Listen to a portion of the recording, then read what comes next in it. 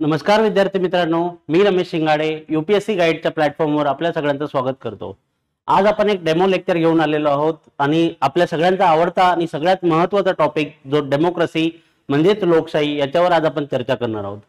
मित्रांनो, सगळ्यांनाच माहिती आहे की भारतामध्ये डेमोक्रेसी किंवा लोकशाही शासन व्यवस्था आहे आणि तिचं महत्त्व काय आहे किंवा त्याचे वेगवेगळे प्रकार कुठले, डेमोक्रेसीचे फायदे काय आहेत, तोटे काय आहेत किंवा भारतीय लोकशाही समोर सध्या कुठली आव्हानं आहेत, हा आपल्या अभ्यासाचा विशेषतः एमपीएससी जी डिस्क्रिप्टिव्ह पॅटर्न वर्णनात्मक पॅटर्न आहे तर त्या दृष्टीने हा एक सगळ्यात महत्त्वाचा टॉपिक आहे।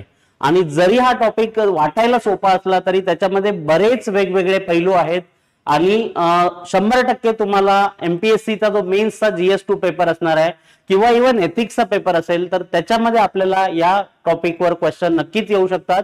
सो आपण विषयाला सुरुवात करूयात। सो आज आपल्याला बघायचं आहे की डेमोक्रेसी म्हणजे नक्की काय, डेमोक्रेसीचे वेगवेगळे पैलू कोणते आहेत आणि त्याचे फायदे व तोटे। ठीक आहे, so let us start with our class. सगळ्यात आधी मी माझं इंट्रोडक्शन देतो। माझं नाव रमेश शिंगाडे आहे।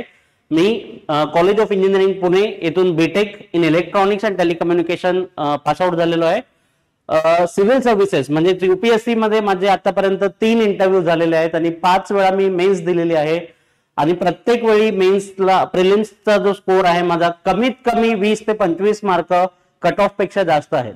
ओके, त्यानंतर इंडियन फॉरेस्ट सर्व्हिस मध्ये मी आतापर्यंत 3 वेळा मेन्स दिलेले आहेत। राज्यसेवेमध्ये आतापर्यंत माझ्या 4 मेन्स आता 2024 ची पकडून आणि 1 इंटरव्ह्यू सुद्धा झालेला आहे।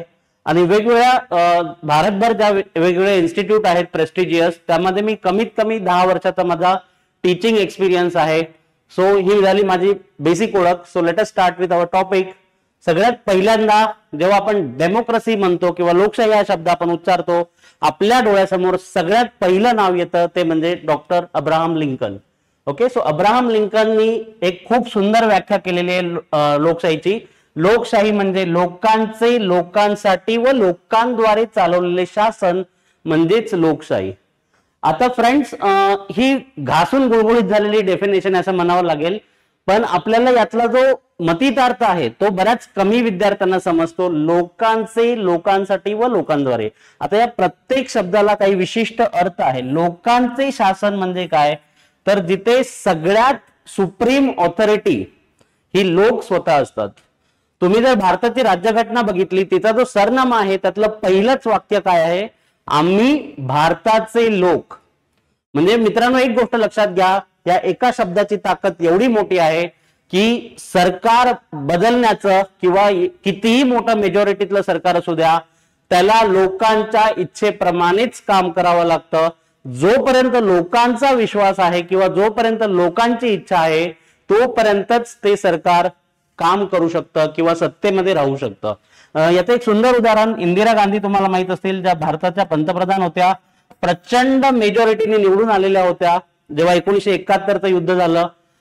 पण तुम्हाला माहिती आहे की 1975ला त्यांनी आणीबाणी लावली आणि त्यामुळे प्रचंड लोक नाराज होते आणीबाणीवर आणि ऑब्व्हियसली इंदिराजींवर। आणि लगेच पुढच्या इलेक्शन मध्ये 1977 मध्ये लोकांनी अक्षरशः इंदिराजींना धक्का दिला। कोणी स्वप्नातही विचार केला नसेल की काँग्रेसचा एवढा मोठा पराभव होऊ शकतो। एवढा प्रचंड पराभव काँग्रेसला सहन करावा लागला। आणि पुन्हा एकदा लोकांना डेमोक्रेसीची किंवा लोकशाहीची ताकद ही आहे की ज्या इंदिरा गांधी 1977ला प्रचंड मोठा पराभव सहन करावा लागला त्याच इंदिरा गांधी फक्त 3 वर्षाच्या कालावधीत जनता पक्षाला पुन्हा एकदा धूळ चारत पुन्हा पंतप्रधान बनल्या। Okay, so please make sure that लोकशाही म्हणजे लोकांचे शासन, लोकांसाठीचे शासन। लोकांसाठी म्हणजे काय की सत्तेमध्ये कोणी सुद्धा असू द्या काही फरक नाही पडत, पण त्याचं काम किंवा त्याचं कर्तव्य एकच असलं पाहिजे, ते म्हणजे लोकांचे कल्याण। म्हणूनच आपण भारताला काय म्हणतोय, वेलफेअर स्टेट, मराठीत ज्याला आपण कल्याणकारी राज्य म्हणतो। कल्याणकारी राज्याची संकल्पना आहे की गव्हर्नमेंट जे आहे ते लोकांसाठी आहे। गव्हर्नमेंट हे सत्तेसाठी किंवा स्वतःसाठी नाहीये तर ते लोकांसाठी आहे। Okay, so please make sure that प्रत्येक शब्दाचा खूप डिटेल अर्थ आहे, त्याचा आपल्याला समजून घेणं महत्वाचं आहे। लोकांचे, लोकांसाठी आणि लोकांद्वारे। लोकांद्वारे चालवलेले म्हणजे काय, आपण आता ऑब्व्हियसली तुम्हाला माहिती आहे की 150 करोड लोकसंख्या आहे सध्या भारताची, तर शक्यच नाहीये की प्रत्येक जण प्रत्येक कायदा बनवण्यामध्ये कॉन्ट्रीब्युट करू शकेल. प्रत्येक जण वोट करू शकत नाही प्रत्येक कायद्यावर, म्हणून आपण काय करतोय, आपले जे प्रतिनिधी आहेत त्यांना आपण पार्लमेंटमध्ये किंवा राज्याच्या विधिमंडळावर पाठवतो आणि आपल्या वतीने ते राज्यकारभार चालवतात. सो लोकांद्वारे शासन. Okay, so this is the definition of लोकशाही. प्लीज समजून घ्या, हे फार महत्वाचं आहे. याचं एक सुंदर उदाहरण. ठीक आहे, this is the power of democracy. सगळे लोक उभे आहेत आणि त्या सगळ्या लोकांनी या एका जो कोणी शासन करता आहे त्याला तोलून धरलेला आहे. जर यातले निम्मे लोक जरी बाजूला झाले तरी हा त्याच्या सत्तेवर राहणार नाही. ठीक आहे, सो तो ज्या ठिकाणी आज उभा आहे आणि एवढ्या कॉन्फिडेंटली तो जे काही राज्य चालवतोय त्याच्या मागे काय आहे की हे जे लोक आहेत, जे सामान्य लोक आहेत, त्यांची ताकद त्याच्या मागे उभी आहे. प्लीज मेक शुअर दॅट आज भारताचे जे पंतप्रधान आहेत मोदीजी, आता सगळ्यांना माहिती आहे की मोदीजी खूप आपण म्हणू शकतो स्ट्रॉंग प्राईम मिनिस्टर आहेत. पण ते स्ट्रॉंग का आहेत? कारण त्यांना संसदेमधल्या मॅक्झिमम लोकांचा म्हणजे निम्म्यापेक्षा जास्त लोकांचा पाठिंबा आहे आणि या लोकांना भारतातल्या सामान्य नागरिकांनी निवडून दिलेलं आहे. ओके, ज्या दिवशी भारतातल्या लोकांना वाटेल की नाही मोदीजी आमच्यासाठी योग्य काम करत नाहीयेत, कितीही मोठे कोणीही असू द्यात, तर त्यांची सत्ता बदलण्याची जी ताकद आहे ती भारतीय सामान्य मतदाराच्या एका बोटामध्ये आहे, हे नेहमी लक्षात ठेवा. Okay, so this is democracy. आता आपण डेमोक्रेसीचे वेगवेगळे प्रकार बघूयात. सगळ्यात पहिला आणि सगळ्यात महत्वाचा प्रकार डायरेक्ट किंवा प्रत्यक्ष लोकशाही. प्रत्यक्ष लोकशाहीमध्ये काय, जिथे स्वतः नागरिक जे असतात ते थेट प्रत्येक कायदा पास करण्यामध्ये किंवा प्रत्येक शासन निर्णयामध्ये नागरिक सहभागी होतात.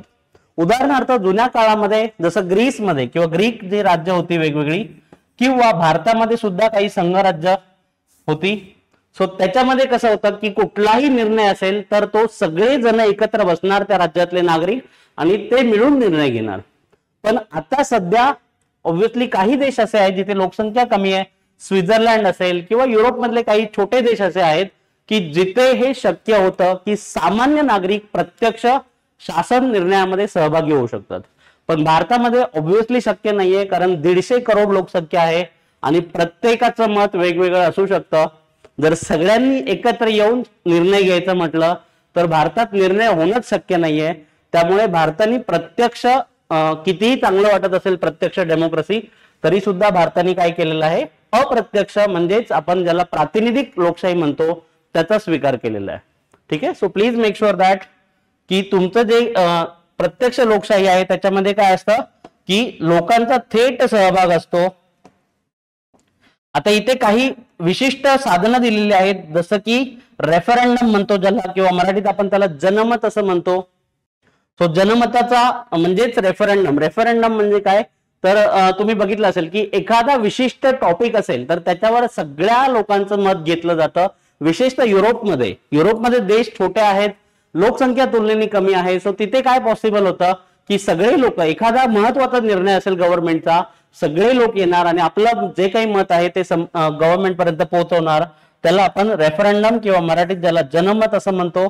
त्याच्यानंतर रिकॉल, अगेन व्हेरी इम्पॉर्टंट, खूप महत्वाची कन्सेप्ट आहे रिकॉल. म्हणजे काय, तर सामान्य नागरिकांनी समजा एखादा त्यांचा आमदार किंवा खासदार, ज्याला आपण लोकप्रतिनिधी म्हणतो, तो निवडून दिला असेल आणि तो लोकांसाठी चांगलं काम करत नसेल, लोक त्याच्या कामावर खुश नसतील. पण भारतामध्ये काय होतं की तुम्ही काम करो किंवा न करो, एकदा तुम्ही त्याला निवडून दिलं की कमीत कमी 5 वर्ष तो सत्तेमध्ये राहतो. पण वेस्टर्न कंट्री ज्या आहेत तर तिथे असं असतं की जर तुम्हाला तुमच्या लोकप्रतिनिधीचं काम नाही आवडलं, तुम्ही त्याला माघारी बोलवू शकता आणि त्या जागी तुम्ही दुसऱ्या लोकप्रतिनिधीला निवडून देऊ शकता. ठीक आहे, so that is called the right to recall. Even भारतामध्ये सुद्धा राईट टू रिकॉल आणण्याची डिबेट चालू आहे की भारतामध्ये सुद्धा लोकप्रतिनिधींनी जर व्यवस्थित काम नाही केलं तर त्यांना माघारी बोलता यावं, यासाठी आपल्याला प्रयत्न करणं गरजेचं आहे. ठीक आहे, सो हे झालं डायरेक्ट डेमोक्रेसी.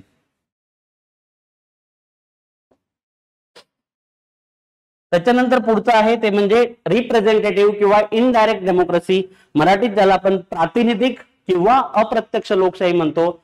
इथे काय असतं की जनता स्वतः थेट सहभागी न होता आपले जे प्रतिनिधी आहेत त्या प्रतिनिधींना संसदेमध्ये पाठवतं किंवा राज्य विधिमंडळात पाठवतं.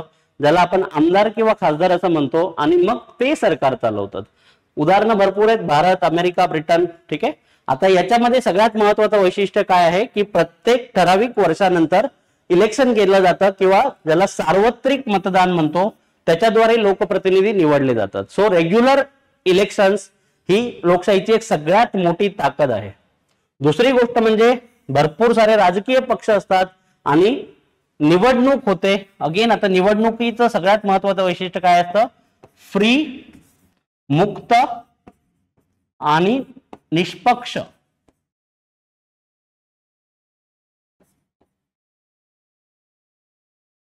नेहमी लक्षात ठेवा मित्रांनो, फक्त निवडणूक होणं महत्वाचं नाहीये, तर त्या निवडणुका मुक्त असणं, फ्री असणं, कुठल्याही प्रकारच्या दबावात निवडणुका न होणं आणि निष्पक्ष, कुठल्याही एका पार्टीला त्याचा फायदा होता कामा नये. जेव्हा निवडणुका होतात लोकांना पूर्णपणे स्वातंत्र्य पाहिजे की आपले प्रतिनिधी निवडले कसे गेले पाहिजेत. ओके. सो ह्या सगळ्या वैशिष्ट्य आहेत आपल्या अप्रत्यक्ष लोकशाहीचे.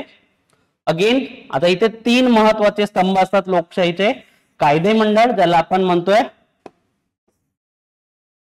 विधिमंडळ सुद्धा म्हटलं जातं. त्यांचं काम काय असतं? कायदे बनवणे. उदाहरणार्थ देशाची संसद असेल किंवा राज्य विधिमंडळ असेल, सो कायदे बनवणे हे यांचं काम असतं.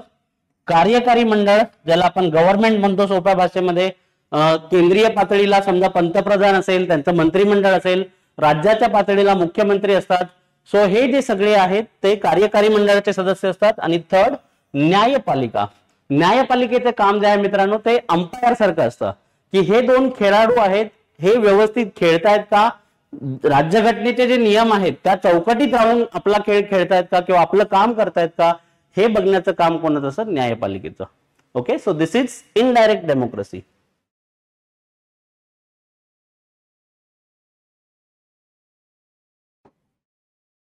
ओके. सो आपल्याला काय करायचंय, एक डायग्राम लक्षात ठेवा.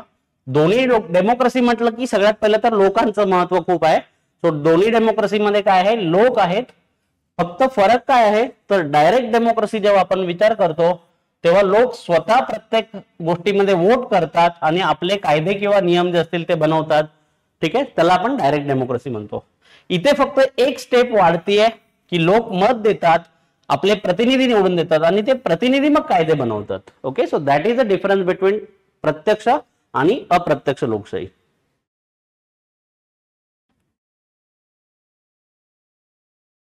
ठीक आहे. आता अप्रत्यक्ष लोकशाही जी आहे तिचे पुन्हा एकदा 2 उपप्रकार पडतात. पहिलं म्हणजे संसदीय लोकशाही. संसदीय लोकशाही म्हणजे काय की जिथे संसद जी आहे देशाची म्हणजेच विधिमंडळ किंवा कायदे मंडळ जे आहे त्याच्या हातात जास्त पॉवर असते किंवा कार्यकारी सत्ता म्हणजेच गव्हर्नमेंट ही संसदेला काय असते? उत्तरदायित्व असते. उत्तरदायी म्हणजे काय? समजा आता मोदीजी जो काही निर्णय घेतात, उदाहरणार्थ भारत पाकिस्तान युद्धासंदर्भातला कुठलाही निर्णय असू द्या, सो गव्हर्नमेंट जो काही डिसिजन घेतं, निर्णय घेतं, त्या निर्णयाला जर संसदेची मान्यता नसेल तर असे निर्णय गव्हर्नमेंटला घेता येत नाहीत. That is what we called as a संसदीय लोकशाही. संसदीय लोकशाही म्हणजे काय तर कायदे मंडळ किंवा कार्यकारी मंडळ हे संसदेला म्हणजेच कायदे मंडळाला जबाबदार असतात. दुसरी गोष्ट, पंतप्रधान हे पद संसदीय लोकशाहीमध्ये फार जास्त महत्वाचं असतं. आणि 2 उदाहरणं लक्षात ठेवू शकता. भारत आणि ब्रिटन दोन्हीकडे काय आहे आपल्याला माहिती आहे की दोन्हीकडे संसदीय लोकशाही आहे. दुसरं महत्वाचं आहे अध्यक्षीय लोकशाही. आता अध्यक्षीय लोकशाही म्हणजे काय तर जिथे प्रेसिडेंट हे पद सगळ्यात महत्वाचं असतं, राष्ट्रपती किंवा राष्ट्राध्यक्ष हे पद सगळ्यात जास्त महत्वाचं असतं आणि तो थेट जनतेद्वारे निवडला जातो. त्याला खूप जास्त पॉवर असते. म्हणजे संसदीय पद्धतीमध्ये जे ताकद किंवा जी पॉवर पंतप्रधानाकडे असते तीच पॉवर अध्यक्षीय लोकशाहीमध्ये राष्ट्राध्यक्ष किंवा राष्ट्रपती यांच्याकडे असते. Okay. So please make sure that या दोन्ही गोष्टी आपल्याला व्यवस्थित समजून घ्यायच्यात. डिटेलमध्ये आता हे सगळं आपण नंतर बघणार आहोत. आता आपण फक्त थोडक्यामध्ये लोकशाहीचे वेगवेगळे पैलू समजून घेण्याचा प्रयत्न करत आहोत. आता लोकशाहीचे वेगवेगळे प्रकार बघितल्यानंतर आपण पुढे जाऊयात आणि सगळ्यात महत्वाची जी वैशिष्ट्ये आहेत लोकशाहीची, लोकशाही म्हणजे नेमकं काय हे आपण समजून घेण्याचा प्रयत्न करूया. सगळ्यात पहिलं आणि महत्वाचं वैशिष्ट्य म्हणजे इंडिव्हिज्युअल फ्रीडम, ज्याला मराठीत आपण व्यक्ती स्वातंत्र्य असं म्हणतो. लोकशाहीचं सगळ्यात महत्वाची ओळख म्हणजे प्रत्येक व्यक्तीला एक त्याचं स्वातंत्र्य असतं. तुम्हाला हव्या त्या व्यक्तीला किंवा हव्या त्या प्रतिनिधीला तुम्ही निवडून देऊ शकता. तुमचे जे मूलभूत अधिकार आहेत त्याच्यावर कुठल्याही प्रकारची बंधनं नसतात. आणि सगळ्यात महत्वाचं म्हणजे तुम्हाला व्यक्ती स्वातंत्र्य असतं. व्यक्ती स्वातंत्र्याचे वेगवेगळे पैलू असतात, जसं की तुम्ही भाषण स्वातंत्र्य आहे, संघटना स्वातंत्र्य आहे. ठीक आहे. भारतीय राज्यघटनेचं जे कलम 19 आहे, आर्टिकल 19, त्याच्यामध्ये वेगवेगळ्या प्रकारची व्यक्ती स्वातंत्र्य आपल्याला दिलेली आहेत. दुसरी गोष्ट म्हणजे फ्री इलेक्शन. आता मित्रांनो, फ्री इलेक्शन म्हणजे नेमकं काय? इलेक्शन असणं आणि फ्री इलेक्शन असणं या दोघांमध्ये फरक आहे. एक सोप्या भाषेत सांगतो, जसे भारतात निवडणुका होतात दर 5 वर्षांनी, तशाच नॉर्थ कोरिया हा जो देश आहे, उत्तर कोरिया, त्याच्यात सुद्धा इलेक्शन होत असतं. दर 5 वर्षांनी तिथे इलेक्शन होतात. पण भारतातल्या निवडणुकांमध्ये आणि उत्तर कोरियातल्या निवडणुकांमध्ये सगळ्यात महत्वाचा फरक आहे, भारतात वेगवेगळे पक्ष असतात, प्रत्येक पक्षाचे उमेदवार असतात, लोक ज्यांना हवं त्याला वोट देऊ शकतात. नॉर्थ कोरियामध्ये मात्र असं नाहीये. फक्त एकच पक्ष आणि त्या पक्षाचा सुद्धा एकच नेता, फक्त तुम्हाला त्यालाच वोट देऊ शकता. आणि आणखी एक हसण्याची गोष्ट म्हणजे वोट देणं हे तुम्हाला बंधनकारक असतं, कंपल्सरी असतं. जर तुम्ही वोटिंगला गेला नाहीत तर तुम्हाला शिक्षा सुद्धा होऊ शकते. असा नियम उत्तर कोरियामध्ये आहे. फक्त एकाच पक्षाला परवानगी आहे, दुसरे कुठलेही पक्ष अस्तित्वात असू शकत नाहीत किंवा आपले उमेदवार इलेक्शनला उभे करू शकत नाहीत. सो त्यांचा असा दावा आहे की आमचा जो डिक्टेटर आहे, ठीक आहे, तो एवढा लोकप्रिय आहे की त्याला 100% वोट मिळतात. पण आता हे 100% वोट कसे मिळतात हे आपल्या सगळ्यांना चांगलंच माहिती आहे. भारतात मात्र तसं नाहीये. भारतात फ्री अँड फेअर इलेक्शन होतात. निवडणुका ज्या असतात त्या मुक्त आणि निष्पक्ष होतात. असं पण आहे की काही भारतामध्ये सुद्धा इलेक्शन मध्ये किंवा निवडणुकांमध्ये काही गैरप्रकार चालतात. आपल्या सगळ्यांनाच माहिती आहे, पैशाचा किंवा बाकी गोष्टींचा बराचसा महापूर हा निवडणुकीच्या काळामध्ये येत असतो आणि प्रत्येकच पक्ष काही गैरप्रकार करण्याचा प्रयत्न करतो. पण तरी सुद्धा बाकी देशांच्या तुलनेमध्ये, जसं पाकिस्तान आहे, रशिया, चायना किंवा नॉर्थ कोरिया या देशांच्या तुलनेत अजूनही भारतातल्या ज्या निवडणुका आहेत त्या भरपूर निष्पक्ष आपण म्हणू शकतो. तिसरं म्हणजे पॉलिटिकल पार्टिसिपेशन. राजकीय आपण म्हणू शकतो की राजकीय स्वातंत्र्य किंवा प्रत्येकाला, आता तुमच्यापैकी जर एखाद्याला इलेक्शनला उभं राहायचं असेल किंवा स्वतःचा एखादा पक्ष काढायचा असेल तर कुठल्याही प्रकारचं बंधन नाहीये. प्रत्येकाला आपलं राजकीय मत मांडण्याचा किंवा राजकीय पक्ष स्थापन करण्याचा पूर्णपणे अधिकार आहे. निवडणुका लढवण्याचा पूर्णपणे अधिकार आहे. आणि हा अधिकार मित्रांनो फक्त भारतीय डेमोक्रेसीमध्ये दिलाय असं नाहीये, तर तो राज्यघटनेत लिहिलेला आहे. आर्टिकल 326 जे आहे, 326 कलम जे आहे त्याच्यामध्ये क्लिअर कट असं म्हटलेलं आहे की भारतातल्या प्रत्येक व्यक्तीला इलेक्शन लढवण्याचा किंवा इलेक्शन मध्ये मत देण्याचा पूर्णपणे अधिकार आहे.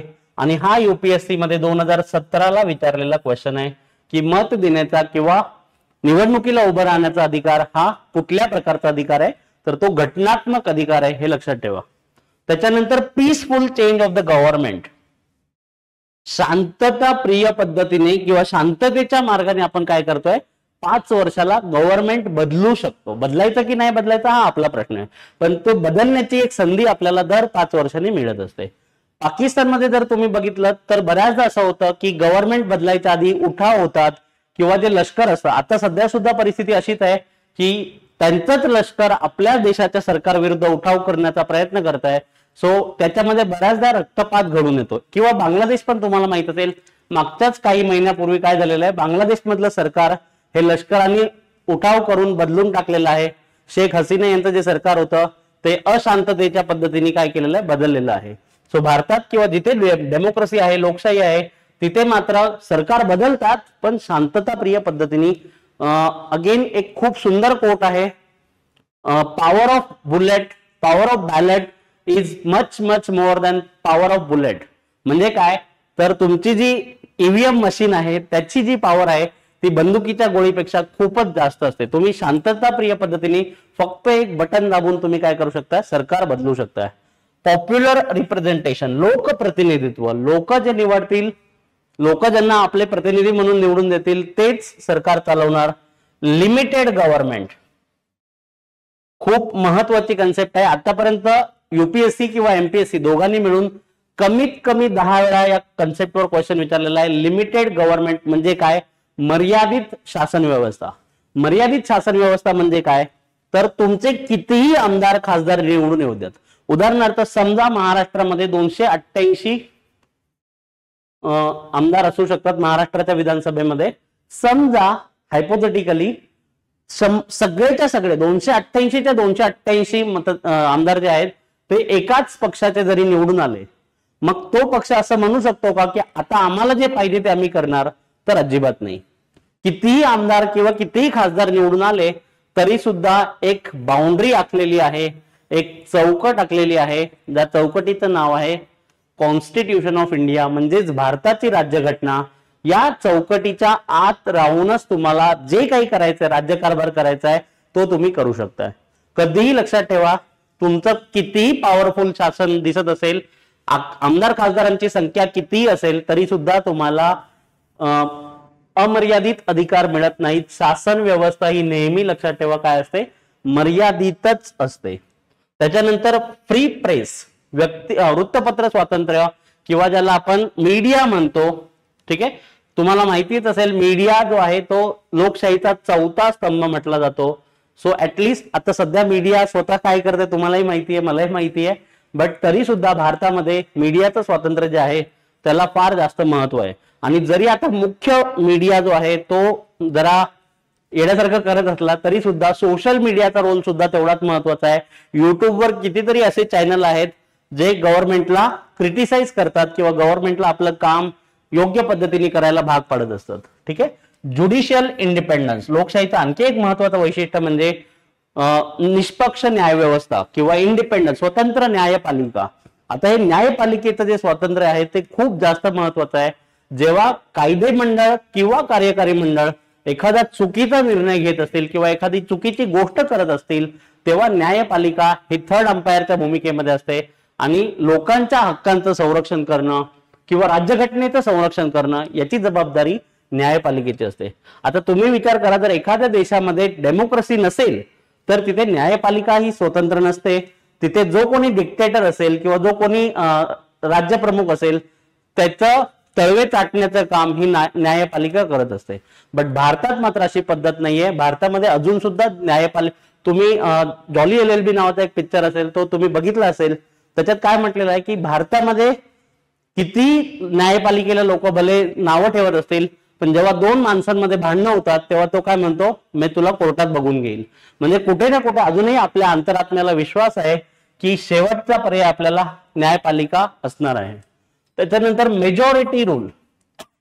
अगेन मेजॉरिटी रूल म्हणजे काय, तर ज्याला आपण मॅक्झिमम लोक, देशातले ज्या जास्तीत जास्त लोकांना जी गोष्ट वाटते त्याच लोकांचं सरकार येऊ शकतं. बहुमत ज्याला आपण म्हणतो. प्रत्येकाला लक्षात ठेवा की प्रत्येकाला वोट देण्याचा अधिकार आहे. सो जास्तीत जास्त लोकांना जे काही वाटतं किंवा जास्तीत जास्त बहुमताचा आकडा जो कोणी गाठेल त्यालाच सरकार बनवण्याची संधी मिळते. आणि लास्ट बट नॉट लिस्ट, सगळ्यात महत्वाचं समानता. आणि ही समानता फक्त राजकीय आहे असं नाहीये. तुम्ही जर आपलं राज्यघटनेचं जे पहिलंच सरनामा आहे किंवा ज्याला आपण घटनेची प्रस्तावना म्हणतो त्याच्यामध्ये राज्यघटनेने काय म्हटलेलं आहे, आम्ही भारताचे लोक भारताचे एक सार्वभौम समाजवादी लोकशाही गणराज्य घडविण्याचा आणि त्याच्या सर्व नागरिकांस सामाजिक, आर्थिक, राजनैतिक न्याय, विचार, अभिव्यक्ती, विश्वास, श्रद्धा व उपासना यांचे स्वातंत्र्य आणि दर्जाची व संधीची समानता. सो भारतामध्ये दोन प्रकारची समानता दिलेली आहे. एक तर दर्जाची समानता म्हणजे ज्याला आपण इक्वॅलिटी ऑफ स्टेटस म्हणतो, आणि दुसरं म्हणजे संधीची समानता. आता मित्रांनो तुम्हीच विचार करा, भारतामध्ये समानता आहे म्हणूनच आताच तुम्ही UPSCचा रिझल्ट बघितला तर कोल्हापूरच्या एका ग्रामीण भागातला मेंढपाळाचा एक मुलगा आहे बिरदेव डोने. ठीक आहे, सगळ्यांनी आपण त्यांची स्टोरी ऐकलीच असेल, खूप इन्स्पायरिंग स्टोरी आहे. सो असा एक मुलगा ज्याचं ना बॅकग्राऊंड आहे किंवा ना घरचं खूप श्रीमंती आहे किंवा घरात कोणी शिकलेला IAS IPS नाहीये, अशा परिस्थितीतून एखादा मुलगा येतो आणि तो एका भारतातल्या सगळ्यात उच्च पदावर जाऊ शकतो. ते यामुळे शक्य होतं की भारतामध्ये संधीची समानता आहे. आपण प्रत्येक जण, तुमचा धर्म, तुमची जात, तुमचं लिंग कुठलेही असू द्या, तुम्हाला भारतामध्ये प्रत्येक वेळी तुम्हाला दर्जाची व संधीची समानता आहे आणि ती सगळ्यात महत्वाचं म्हणजे घटनेने त्याची गॅरंटी दिलेली आहे, तुम्हाला दर्जा व संधी यांची समानता मिळण्यापासून कोणीही रोखू शकत नाही. सो ही सगळी महत्वाची वैशिष्ट्य आहेत. कुठलाही लोकशाही देश जर असेल तर त्या देशामध्ये ही सगळी वैशिष्ट्य आपल्याला दिसणार आहेत.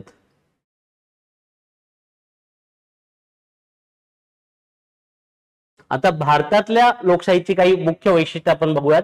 आताच मी तुम्हाला सांगितलं भारताची जी राज्यघटना आहे 5 महत्वाचे शब्द वापरलेत. सार्वभौम, समाजवादी, धर्मनिरपेक्ष, लोकशाही आणि प्रजासत्ताक. प्रजेची सत्ता, प्रजासत्ताक म्हणजे काय, कोणी राजा महत्वाचा नाहीये तर प्रजा महत्वाची आहे. सुपर 30 पिक्चर बघितला असेल, राजा का बेटा राजा नहीं बनेगा, राजा वो बनेगा जो काबिल होगा. ओके, सो प्रजासत्ताक आहे म्हणून संधीची समानता आहे. आता हे सगळे जे शब्द आहेत त्या प्रत्येक शब्दावर आपण एक लेक्चर घेऊ शकतो 2-2 तासाचं. पण आता सध्या आपलं डेमो लेक्चर चालू असल्यामुळे आपण जेव्हा प्रिॲम्बल किंवा घटनेचा सरनामा याचं एक लेक्चर होणार आहे त्याच्यात आपण हे सगळं डिटेलमध्ये डिस्कस करणार आहोत. त्याच्यानंतर सार्वत्रिक मतदानाचा अधिकार. एकदा जर तुम्ही 18 वर्ष पूर्ण केलीत तर प्रत्येकाला हा मतदानाचा अधिकार मिळत असतो. कोणीही तो तुमच्यापासून काढून घेऊ शकत नाही. तुमचा धर्म, तुमची जात, लिंग, तुम्ही कुठल्या भागात राहता, तुम्ही गरीब आहात का श्रीमंत आहात, ठीक आहे, तुम्ही म्हणजे कुठला तुमचा आर्थिक सामाजिक दर्जा काय आहे, नथिंग डुईंग, कुठल्याही प्रकारचा भेदभाव केला जात नाही. इथे प्रत्येकाला मतदानाचा अधिकार आहे म्हणून त्याला आपण सार्वत्रिक मतदान म्हणतोय. फक्त एकच कंडिशन आहे, तुमची वयाची 18 वर्ष पूर्ण असली पाहिजेत आणि ऑब्व्हियसली जी काही मतदार यादी आहे ज्याला आपण इलेक्ट्रॉल रोल म्हणतो त्यात तुमचं नाव असणं आवश्यक आहे. तिसरं महत्वाचं वैशिष्ट्य म्हणजे एक व्यक्ती एक मत. आता तुम्ही अंबानी असा किंवा तुम्ही शाहरुख खान असा, तुम्ही सचिन तेंडुलकर असा किंवा तुम्ही रस्त्यावरचा सामान्य गरीब नागरिक असा, भिकारी असा, बेघर असा, कुठलीही असाल तरी तुम्हाला तुमच्या मताची व्हॅल्यू ही सेम आहे. असं नाही की अंबानी खूप श्रीमंत आहे म्हणून त्याच्या मताची व्हॅल्यू जास्त, मी गरीब आहे म्हणून माझ्या मताची व्हॅल्यू कमी, असं अजिबात नाहीये. सो अगेन तुम्हाला दिसेल एक व्यक्ती एक मत म्हणजेच समानता. मोदीजी स्वतः जरी प्राईम मिनिस्टर असले तरी त्यांना सुद्धा तेवढाच मताचा अधिकार आहे जेवढा एखाद्या रस्त्यावरच्या लेकराला किंवा 18 वर्ष क्रॉस केलेल्या एखाद्या व्यक्तीला आहे. स्वतंत्र न्याय व्यवस्था ऑलरेडी आपण डिस्कस केलेला आहे. मूलभूत अधिकार खूप महत्वाचा आहे. भारतीय राज्यघटनेने प्रत्येक नागरिकाला, इनफॅक्ट काही अधिकार जे आहेत ते भारताबाहेरचे जे नागरिक आहेत, परदेशी जे नागरिक आहेत त्यांना सुद्धा भारतीय राज्यघटनेने काही मूलभूत अधिकार दिलेले आहेत. त्याच्यामध्ये तुम्हाला स्वातंत्र्याचा अधिकार, समतेचा अधिकार, शोषणाविरुद्धचा अधिकार की तुमचं कोणी शोषण नाही करू शकत भारतामध्ये, काही धार्मिक स्वातंत्र्य दिलेली आहेत तुम्हाला की तुम्हाला हवा त्या धर्माचा तुम्ही प्रचार प्रसार करू शकताय. तुम्हाला काही सांस्कृतिक अधिकार सुद्धा दिलेले आहेत. तुम्ही तुमचा भाषा, तुमची लिपी, तुमचं जे काही कल्चर असेल तर तुम्ही प्रोटेक्ट करू शकता. आणि सगळ्यात महत्वाचं म्हणजे आणखी एक अधिकार दिलाय राज्यघटनेच्या कलम 32 मध्ये, घटनात्मक उपयोजना म्हणजे काय, ज्याला आपण इंग्लिशमध्ये कॉन्स्टिट्युशनल रेमेडी. सोप्या भाषेत सांगायचं तर हे जे 5 अधिकार दिलेले आहेत त्यातला कुठलाही अधिकार जर कोणी त्याच्यावर भंग करण्याचा प्रयत्न केला किंवा तुमच्या फंडामेंटल राईट्सवर कोणी गदा आणण्याचा प्रयत्न केला तर 32 जे आहे article 32 it will come as a saviour. ठीक आहे, मसिहा बनून येतं आणि तुम्हाला वाचवण्याचा प्रयत्न करतं. खूप सारे मूवीज आहेत, जय भीम नावाचा पिक्चर आहे, ठीक आहे, किंवा तुम्ही ऐकला असेल आपला अजय देवगणचा ह्याचा मूवी जो आहे, नाव काय त्या मूवीचं, त्याच्यामध्ये ते मुलगी त्याची 2 ऑक्टोबरला ते गांधीच्या संगम याला गेले होते सत्संगला. त्या मूवीमध्ये बघा तिथे सुद्धा तुम्हाला एक रीट सापडेल ज्याला आपण हिबस कॉर्पस म्हणतो. हिबस कॉर्पस म्हणजेच काय तर एखाद्या व्यक्तीला त्यांनी बळजबरी तुम्ही अरेस्ट करू शकत नाही किंवा कुठल्याही प्रकारे तुम्ही त्याला बंदी बनवू शकत नाही. ठीक आहे, सो बंदी प्रत्यक्षीकरण मराठीत म्हणतो आपण त्याला. So again please make sure that हे जे सगळे मूलभूत अधिकार आहेत ते आपल्यासाठी प्रचंड महत्वाचे आहेत. आणखी एक महत्वाचं वैशिष्ट्य म्हणजे बहुपक्षीय पद्धत. भारतामध्ये असं नाहीये की एकच किंवा 2च पक्ष लढणार प्रत्येकाला आपला स्वतंत्र राजकीय पक्ष स्थापन करण्याचा अधिकार दिलेला आहे. ठीक आहे. सो हे सगळं आपल्याला भारतीय लोकशाहीची प्रमुख वैशिष्ट्ये आहेत. अगेन कुठलीही लोकशाही असेल तर त्याच्यामध्ये काही विशिष्ट घटक असतात जे खूप जास्त महत्वाचे असतात. सगळ्यात महत्वाचं म्हणजे लोक, आणि लोकांची ताकद किती आहे याच्यावर ऑलरेडी आपण डिस्कस केलेलं आहे की सगळ्यात महत्वाचं कुठल्याही देशामध्ये जर डेमोक्रेसी असेल त्याच्या नावातच लोकशाही आहे. लोकशाही म्हणजे काय तर लोकांचं राज्य. ठीक आहे. सो नागरिक जे शासन व्यवस्थेत भाग घेतात ते सगळ्यात जास्त पॉवरफुल आहेत. दुसरा महत्वाचा घटक आहे तो म्हणजे कॉन्स्टिट्यूशन. कॉन्स्टिट्यूशन म्हणजे आपण असं म्हणू शकतो की कुठलाही खेळ असेल तर जसं क्रिकेट, आता क्रिकेट आहे तर क्रिकेटचे काही नियम असतात. कोणी असं नाही म्हणू शकत की नाही बाबा माझा स्टंपला बॉल लागला तरी मी आउट नाहीये, कारण तो नियम आहे की स्टंपला जर बॉल लागला बॉलरने टाकलेला तर तुम्ही बोल्ड होता. सो हे जे नियम आहेत, जसं क्रिकेटचे काही नियम आहेत तसंच राज्यकारभार चालवण्याचे काही नियम आहेत, आणि ते नियम जिथे लिहिलेले आहेत अशी एक नियमावली किंवा रूल बुक म्हणजेच घटना. तिसरं म्हणजे स्वतंत्र निवडणूक प्रक्रिया. स्वतंत्र आणि निष्पक्ष निवडणूक प्रक्रिया जी खूप महत्वाची घटक असते. जर ही निवडणूक स्वतंत्र किंवा निष्पक्ष नाही झाली तर काय होऊ शकतं याचे आपल्याला चांगलीच आयडिया आहे. बऱ्याच देशांमध्ये सध्या या गोष्टीचे प्रॉब्लेम्स होत आहेत.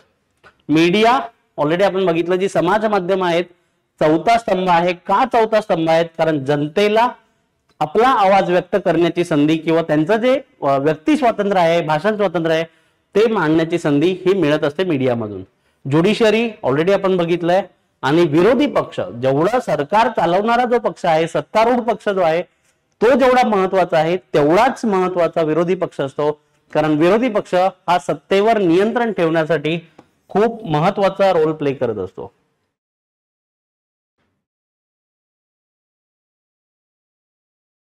आता बऱ्याचदा लोकांना असं वाटतं की डेमोक्रेसी किंवा लोकशाही म्हणजे फक्त राजकीय व्यवस्था आहे. मित्रांनो, असं नाहीये. लोकशाही म्हणजे फक्त राजकीय नाही तर सामाजिक आणि आर्थिक सुद्धा त्याचा महत्व खूप जास्त आहे. सामाजिक लोकशाही आणि आर्थिक लोकशाही याशिवाय राजकीय लोकशाही टिकूच शकत नाही. सो हे तीन घटक जे आहेत, तुम्हाला जर वेन डायग्राम काढून दाखवायची झाली तर ठीक आहे. सो ही खरी लोकशाही आहे. राजकीय लोकशाही, सामाजिक लोकशाही आणि आर्थिक लोकशाही. आर्थिक लोकशाही आणि सामाजिक लोकशाही जर नसेल तर राजकीय लोकशाहीला कुठल्याही प्रकारची काडीची सुद्धा किंमत राहणार नाही. सो सामाजिक आर्थिक लोकशाही म्हणजेच काय तर राजकीय मताधिकाराबरोबरच सामाजिक समता किंवा आर्थिक समता, आर्थिक हक्क याच्यावर सुद्धा भर दिला जातो. साधं उदाहरण देतो मित्रांनो, लाडकी बहीण योजना.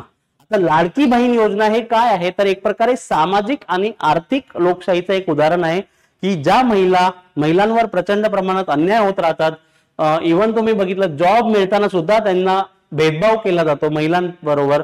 सो त्यांना कुठेतरी त्यांचं एम्पॉवरमेंट करणं ह्या उद्देशाने जी योजना चालू झाली आहे लाडकी बहीण योजना, हे सगळ्यात सुंदर उदाहरण आहे. तसंच किसान उन्नती योजना किंवा जे समाजातले वृद्ध लोक असतात, अपंग लोक, दिव्यांग लोक असतात, सो त्यांच्यासाठी ज्या गव्हर्नमेंट वेगवेगळ्या स्कीम्स आणत राहतं तेच सामाजिक आणि आर्थिक लोकशाही आहे. लोकशाहीचे मुख्य तीन आपण म्हणू शकतो की तीन प्रकारची लोकशाही असते. एक पॉलिटिकल डेमोक्रेसी म्हणजेच राजकीय लोकशाही, ज्याच्यामध्ये लोक निवडणूक प्रक्रियेमध्ये सहभागी घेतात, आपले प्रतिनिधी निवडून देतात.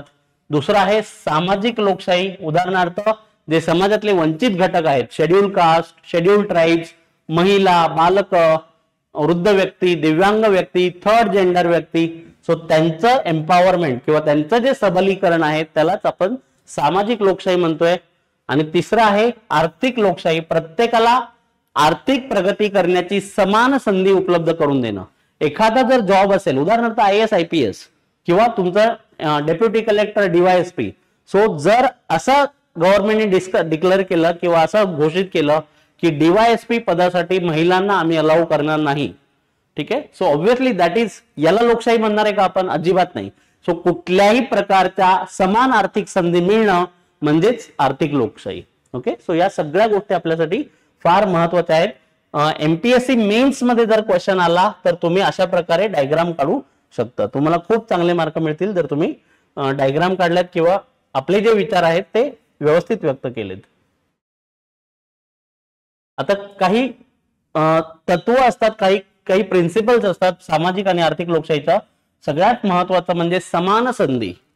भारतीय राज्यघटनेची जर कलम 14, 15, 16, 17 आणि कलम 18 ही जर कलम बघितली किंवा डीपीएसपी ज्याला आपण मार्गदर्शक तत्व म्हणतो, इंग्लिशमध्ये ज्याला आपण डीपीएसपी म्हणतो, डायरेक्टिव्ह प्रिन्सिपल्स, ठीक आहे. सो ते काय आहेत तर तुम्हाला समान संधी मिळावी, प्रत्येकाला समानता असावी यासाठी जे प्रयत्न केले जातात. सामाजिक आर्थिक समानता, ठीक आहे. सो जाती, धर्म, लिंग, वर्ग, आर्थिक स्तर याच्यापासून मुक्त असं, याचा कुठलाही भेदभाव न करता प्रत्येकाला जर समान संधी मिळत असेल तरच सामाजिक आणि आर्थिक समता येणार आहे आणि या सामाजिक आर्थिक समतेमधूनच राजकीय समानता येणार आहे. Okay, so please make sure that हे खूप महत्वाचं आहे. आर्थिक समानता संपत्तीचं आणि संसाधनाचं योग्य किंवा न्याय्य वितरण. म्हणजेच काय, जे लोक श्रीमंत आहेत त्यांच्याकडून गव्हर्नमेंट टॅक्स कलेक्ट करतं, त्यांच्याकडून कर घेतं वेगवेगळ्या प्रकारे आणि या करांचं डिस्ट्रीब्युशन जे गरीब लोक आहेत ज्यांना गरज आहे आर्थिक त्यांना मदत करतं.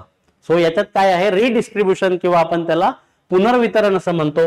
ज्याच्याकडे आहे एक्स्ट्रा त्याच्याकडून काढून घ्या आणि ज्याच्याकडे नाहीये त्याला थोडंफार द्या. तिसरं आहे कल्याणकारी राज्याची संकल्पना. काही विशिष्ट बेसिक गरजा असतात जसं की शिक्षण, आरोग्य, रोजगाराची संधी किंवा अन्न, वस्त्र, निवारा या सगळ्या देण्याचं काम हे सरकारचं असतं आणि ज्या राज्यामध्ये किंवा ज्या देशामध्ये सरकार हे काम करतं त्याला आपण कल्याणकारी राज्य किंवा वेलफेअर स्टेट असं म्हणतो. कामगारांचे हक्क किंवा प्रत्येकाचेच हक्क, प्रत्येक व्यक्तीला काही मूलभूत अधिकार दिले जातात आणि त्या अधिकारांत फक्त पेपरवर हे अधिकार असून चालत नाही. जेव्हा खरोखर लोकांना हे अधिकार मिळतात तेव्हा त्याला आपण सामाजिक आर्थिक न्याय म्हणू शकतो. उदाहरणार्थ किमान वेतन प्रत्येकाला अधिकार आहे की आता भारतीय राज्यघटनेचं जे कलम 23 आहे त्याच्यात म्हटलेलं आहे की कोणीही मानवी तस्करी किंवा कुठल्याही प्रकारे तुम्ही एखाद्याला जबरदस्ती विनामोबदला काम करायला भाग पाडू शकत नाही. ज्याला आपण वेठबिगारी म्हणतो ती पूर्णपणे बंदी घातलेली आहे. किंवा कामाच्या सुरक्षित अटी, प्रत्येकाला आठवड्यातून कमीत कमी 1 दिवसाची सुट्टी मिळण्याचा अधिकार आहे. महिलांना आपल्या कामाच्या ठिकाणी लैंगिक शोषणापासून मुक्ती मिळण्याचा अधिकार आहे. सो या सगळ्या गोष्टी आपल्या सामाजिक आणि आर्थिक राजकीय याच्यामध्ये येतात. सामाजिक सुरक्षा, सामाजिक सुरक्षा म्हणजे काय, जर तुम्ही अपंग असाल, जर तुम्ही वृद्ध असाल किंवा जर तुम्हाला नोकरी प्रयत्न करून सुद्धा नोकरी तुम्हाला भेटू शकत नसेल, तुमची चूक नसताना सुद्धा, अशा वेळी गव्हर्नमेंट तुम्हाला मदत करतं. अशा वेळी गव्हर्नमेंट तुम्हाला काही प्रमाणात वेगवेगळ्या सोयी सुविधा किंवा पैसे देण्याचा प्रयत्न करतं. त्याला आपण सामाजिक सुरक्षा असं म्हणतो. सो हे सगळे वेगवेगळे प्रिन्सिपल्स आहेत जे आपल्याला सामाजिक आणि आर्थिक लोकशाहीचं एक उदाहरण दाखवतात. भारतामध्ये कुठे कुठे सामाजिक आर्थिक लोकशाहीचं हे केलेलं आहे. सगळ्यात महत्वाचा सरनामा जो आहे घटनेचा त्याच्यामध्ये त्यांनी समाजवादी शब्द वापरलाय, प्रजासत्ताक शब्द वापरलेला आहे. ठीक आहे. सो समानता त्यांनी पूर्णपणे आपल्याला देण्याचा प्रयत्न केलेला आहे. भाग 4 जो आहे राज्यघटनेचा, भाग 3 आणि 4 हे दोन्ही सगळ्यात महत्वाचे आहेत. भाग 3 मध्ये मूलभूत हक्क आणि भाग 4 मध्ये मार्गदर्शक तत्व, या दोघांमध्ये सुद्धा आपल्याला भरपूर मोठ्या प्रमाणात सामाजिक आणि आर्थिक समानतेचा किंवा सामाजिक आर्थिक लोकशाहीचा हे केलं.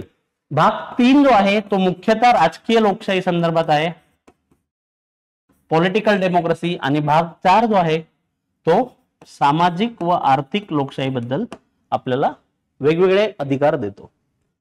लक्षात ठेवा, 3 मूलभूत हक्क, भाग 4 मार्गदर्शक तत्व. आता याच्यामध्ये भरपूर सारी कलमं आहेत, भरपूर डिटेलमध्ये आपण या सगळ्या गोष्टी बघणार आहोत आणि ऑब्व्हियसली त्यासाठी तुम्ही आमची बॅच जॉईन केलं तर तुम्हाला सगळ्या गोष्टी डिटेलमध्ये भेटणार आहेत. So please make sure that you join our batch.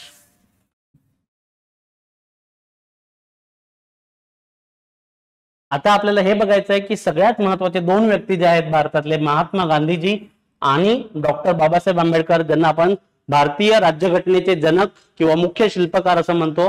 ठीक आहे. सो महात्मा गांधींनी त्यांची जी अंत्योदय नावाची कन्सेप्ट सांगितलेली आहे किंवा ग्राम विकास, ग्राम स्वराज्य म्हणजे काय, तर समाजातल्या शेवटच्या शिडीवरचा जो माणूस आहे त्याच्यापर्यंत पोहोचून त्याचं सुद्धा सबलीकरण करणं ही सरकारची जबाबदारी आहे. सो यासाठी तुम्ही बघितलं असेल गव्हर्नमेंट प्रचंड वेगवेगळ्या स्कीम्स असतात. प्रधानमंत्री आवास योजना, त्याच्यानंतर स्वच्छ भारत मिशन ज्याच्यात टॉयलेट बांधून दिले जातात, तुम्हाला MG नरेगा सारखी स्कीम आहे किंवा तुम्हाला भरपूर वेगवेगळ्या स्कीम्स असतात. सो अंत्योदय आणि ग्राम स्वराज्य म्हणजेच आपलं सामाजिक आणि आर्थिक लोकशाही. तसंच डॉक्टर बाबासाहेब आंबेडकर काय म्हणतायत की राजकीय लोकशाहीच्या जोडीला सामाजिक आणि आर्थिक लोकशाही असणं फार महत्वाचं आहे. जर तसं नसेल, जर फक्त राजकीय लोकशाही असेल आणि सामाजिक आर्थिक लोकशाही नसेल तर ती राजकीय लोकशाही कशी असणार आहे, फसवी असणार आहे, त्याचा काहीही फायदा होणार नाहीये. So please make sure that political म्हणजेच राजकीय, सामाजिक आणि आर्थिक ह्या तिन्ही लोकशाही ज्या आहेत त्या एकमेकांच्या हातात हात घालून किंवा खांद्याला खांदा लावून पुढे गेल्या पाहिजेत, तरच देशाचा फायदा होऊ शकतो. लोकशाहीचे फायदे आपण ऑलरेडी बघितलेले आहे. व्यक्ती स्वातंत्र्य मिळत आहे प्रत्येकाला, सामाजिक न्याय आणि समता या दोन्ही गोष्टी आपल्याला लोकशाहीतच मिळतात. खूप छान हॉलिवूडचा पिक्चर आहे द डिक्टेटर नावाचा, कधी बघून घ्या, तुम्हाला डेमोक्रेसी खूप सुंदर पद्धतीने तुम्ही समजेल. उत्तरदायित्व, पारदर्शकता, सगळ्यात महत्वाचं पारदर्शकता. गव्हर्नमेंट कुठे किती खर्च करत आहे हे प्रत्येकाला माहित असतं, कारण बजेट नावाची संकल्पना आहे. ठीक आहे, जनतेचा सहभाग असतो, जनता ठरवते कोणाला निवडून द्यायचंय, कोण सरकार करणार आहे, आणि सगळ्यात महत्वाचं विचार करण्याचं स्वातंत्र्य किंवा संधी ही आपल्याला लोकशाहीतून मिळत असते. तशीच काही आव्हानं सुद्धा आहेत. कुठली गोष्ट, कोई भी देश परफेक्ट नहीं होता, उसे परफेक्ट बनाना पड़ता है. जसे काही फायदे आहेत तशीच काही भारतामध्ये विशेषतः लोकशाहीला काही चॅलेंजेस आहेत. उदाहरणार्थ भारतात तुम्हाला माहिती आहे बऱ्याचदा जे वोटिंग केलं जातं किंवा मतदान केलं जातं जाती आणि धर्माच्या आधारावर केलं जातं राजकारण, ते चुकीचं आहे. विकासाचं राजकारण होणं गरजेचं आहे. भ्रष्टाचार होतो बऱ्याचदा, निवडणुकांच्या आदल्या रात्री पैसे वाटले जातात, दारू वाटप होतं. ठीक आहे, सो हे कुठेतरी थांबलं पाहिजे आणि विकासाचं राजकारण झालं पाहिजे. जनतेचा अपुरा सहभाग, तुम्ही बघितलं असेल बऱ्याचदा लोक वोटिंगलाच जात नाहीत. ओके, सो हे खूप चुकीचं आहे. लोकांनी जोपर्यंत शासन व्यवस्थेत सहभाग घेत नाहीयेत तोपर्यंत आपल्याला चांगले लोकप्रतिनिधी मिळणं अवघड आहे. शिक्षणाचा अभाव, बऱ्याच लोकांना आपल्या अधिकारांची जाणीवच नसते. फेक न्यूज किंवा ज्या अफवा असतात, बनावट बातम्या असतात पसरवलेल्या, किंवा सोशल मीडियाचा दुरुपयोग केला जातो इलेक्शनच्या काळात, हे सगळं तुम्हाला माहिती आहे. मतांच्या बदल्यात फ्रीबी. आता फ्रीबी म्हणजे काय, तर वेगवेगळ्या प्रकारची आमिष दाखवली जातात लोकांना की तुम्ही आम्हाला निवडून द्या, आम्ही दर महिन्याला 3,000 रुपये देऊ. तुम्ही आम्हाला, दुसरी पार्टी म्हणते तुम्ही आम्हाला निवडून द्या, आम्ही 5,000 देऊ. ओके, सो हे कुठेतरी चुकीचं आहे. याच्यामध्ये जनतेचंच नुकसान होत आहे, हे समजलं पाहिजे. ओके, सो या सगळ्या गोष्टी आहेत, ती मुख्य आव्हान आहेत, त्यांच्यावर आपल्याला काम करणं गरजेचं आहे. काही महत्वाचे उपाय आपण सांगू शकतो. आता हा जो प्रश्न आला मेन्सला, एक क्वेश्चन मी तुम्हाला देतोय, तुम्ही लिहू शकता की भारतीय लोकशाहीचे फायदे व आव्हाने यांची चर्चा करा, व तसेच भारताची जी लोकशाही आहे तिला मजबूत करण्यासाठीचे उपाय सुचवा. सो तुम्ही हे सगळे उपाय सांगू शकता की मतदारांना अवेअर करा, त्यांना प्रशिक्षण द्या, पारदर्शक आणि प्रभावी निवडणूक यंत्रणा आणा.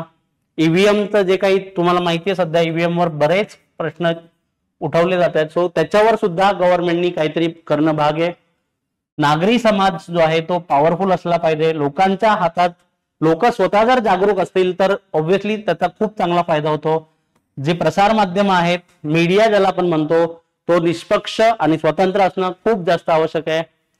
राजकीय नेते जे आहेत ते जबाबदार असले पाहिजेत. आपण काय बोलतोय, कसं वागतोय, आपण लोकांना उत्तरदायित्व आहोत याची जाणीव राजकीय नेत्यांना असली पाहिजे. आणि सगळ्यात महत्वाचं काही कायदे आहेत, जसं की RTI असेल किंवा ज्याला आपण सिटीजन चार्टर म्हणतो, या सारख्या ज्या गोष्टी ऑलरेडी अस्तित्वात आहेत त्यांचा फायदा आपल्याला घेता आला पाहिजे. Okay, so this is all about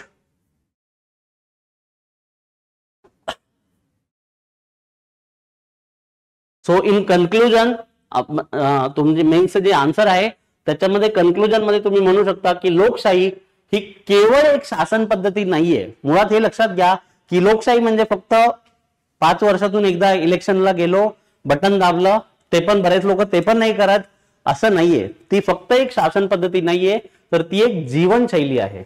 आता आपल्याकडे लोकशाही आहे म्हणून आपल्याला त्याची किंमत नाहीये. मित्रांनो, बऱ्याचदा असं होत असतं की जी गोष्ट आपल्याकडे आहे जोपर्यंत ती असते तोपर्यंत आपल्याला कधीच तिची किंमत कळत नाही. लोकशाहीची खरी किंमत जर तुम्हाला हवी असेल, उत्तर कोरिया, पाकिस्तान, अफगाणिस्तान इथले जे नागरिक आहेत त्यांना जाऊन विचारा. ते अक्षरशः तरसतायत लोकशाहीसाठी. आपल्याकडे आहे पण आपल्याला जास्त किंमत नाहीये. ती टिकवण्यासाठी प्रत्येक नागरिकाने आपले कर्तव्य पार पाडले पाहिजे. एकच कर्तव्य, मतदान करा आणि जागरूक राहा. भारतासारख्या विविधतेने नटलेल्या देशामध्ये लोकशाही टिकवणं हे एक आव्हान तर नक्कीच आहे, पण तीच आपली खरी ताकद आहे. ठीक आहे. So that is all for today. Thank you so much. आणि तुम्हाला जर काही प्रश्न असतील, आज जे मी काही शिकवलं ते तुम्हाला आवडलं असेल किंवा आवडलं नसेल, प्रश्न काही असतील त्या संदर्भात, तर कमेंट सेक्शन मध्ये नक्कीच सांगा. तुमच्या सगळ्या सूचना असतील किंवा काही प्रश्न असतील तर आम्हाला विचारा. आम्ही नक्कीच तुम्हाला रिप्लाय देऊ. डिस्क्रिप्शन बॉक्समध्ये सगळी डिटेल माहिती युपीएससी गाईड बद्दल, आमच्या फ्री मेंटरशिप जे प्रोग्राम आहे त्याच्याबद्दल किंवा नवीन बॅचेसची सगळी माहिती ही डिस्क्रिप्शन बॉक्समध्ये दिलेली आहे. Okay. So thank you so much. मला अशी अपेक्षा आहे की तुम्हाला हे लेक्चर आवडलं असेल तर नक्कीच लाईक करा, शेअर करा, सबस्क्राईब करा चॅनलला. Thank you so much.